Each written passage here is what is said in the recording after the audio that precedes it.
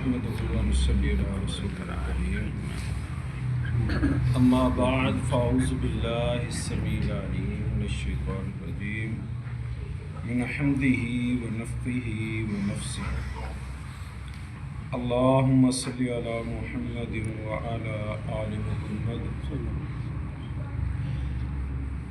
صحیح بخاری کتاب العلم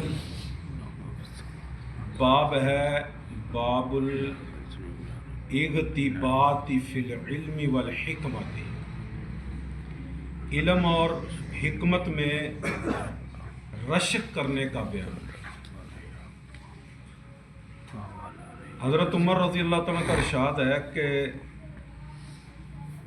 فرماتے ہیں کہ سردار بننے سے پہلے سمجھدار بنو، یعنی دین کا علم حاصل کرو. دین کا علم انتہائی ضروری ہے. امام بخاری فرماتے ہیں کہ سردار بنائے جانے کے بعد بھی علم حاصل کرو، کیونکہ رسول صلی اللہ علیہ وسلم کے اصحاب رضی اللہ تعالی عنہم نے بڑھاپے میں بھی دین سیکھا. دین کے سیکھنے میں کوئی عمر کسی چیز کا لحاظ نہیں، چھوٹا ہے بڑا ہے بوڑھا ہے، جو بھی ہے جس وقت چاہے وہ دین حاصل کرے، کیونکہ اللہ کے نبی صلی اللہ علیہ وسلم کے صحابہ نے بھی دین بڑھاپے میں سیکھا. حضرت عبداللہ بن مسعود رضی اللہ تعالیٰ عنہ سے وہ کہتے ہیں کہ رسول اللہ صلی اللہ علیہ وسلم کا ارشاد ہے کہ حسد صرف دو باتوں میں جائز ہے. حسد کا معنی یہاں پہ حسد کا معنی حسد نہیں، حسد کا معنی الغبطہ، غبط کہتے ہیں رشک کرنا. یہ رشک کے معنی میں ہے کہ دو باتوں میں جائز ہے. ایک تو اس شخص کے بارے میں جسے اللہ تعالیٰ نے دولت دی ہو اور وہ اس دولت کو اللہ تعالیٰ کی راہ میں خرچ کرنے پر بھی قدرت رکھتا ہو، اللہ کی راہ میں بہت خرچ کرنے والا ہو، سخی ہو. اور ایک اس شخص کے بارے میں جسے اللہ تعالیٰ نے علم کی دولت دی ہے، حکمت دی ہے، دین کی دولت دی ہے، نوازا ہے، اور وہ اس کے ذریعے سے لوگوں کو بھی فائدہ دے اور فیصلے بھی کرے اور لوگوں کو تعلیم بھی دے. تو یہ جو دو باتیں ہیں نا، اللہ کے نبی صلی اللہ علیہ وسلم فرماتے ہیں اس پہ رشک کرنا جو ہے، جس بندے کے پاس مال ہے، دولت ہے، صاحب ثروت ہے، مالدار ہے، اور اس کی صفت ہے کہ وہ مال بڑا خرچ کرتا ہے، زکوٰۃ بھی دیتا ہے، غریبوں کی بھی، بیوہ کی بھی، یتیموں کی بھی، سب کی دفاع عامہ میں جہاں اس کا بس چلتا ہے، اس کے پاس پیسے ہو تو وہ خرچ کرتا ہے.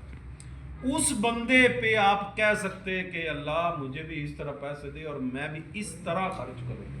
اسے بولتے رشک. یہ نہیں کہ یا اللہ اس کے ختم کر دے مجھے دے دے، یہ تو حسد ہو گیا نا.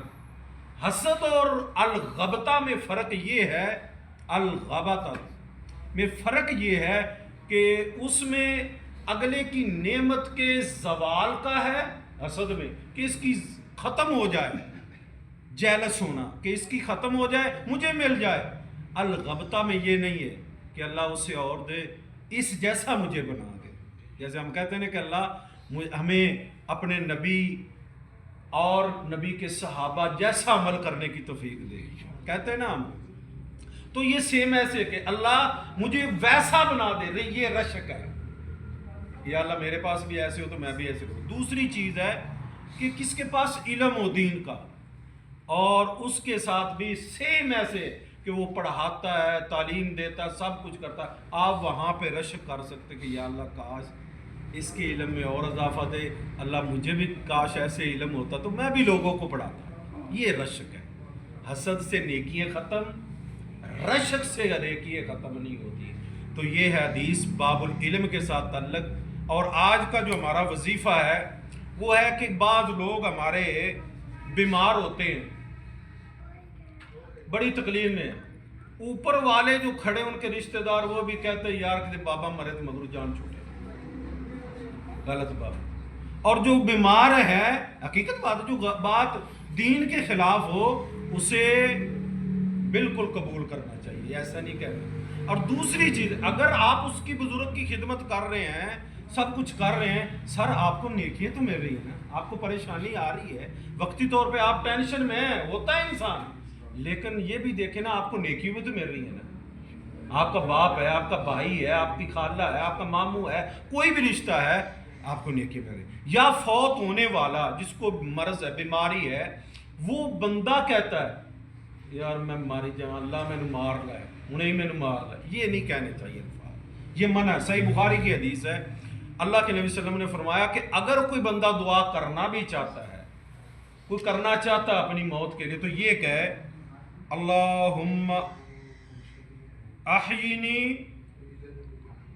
ما کانت الحیات خیر لی وتوفنی اذا کانت الوفات خیر لی۔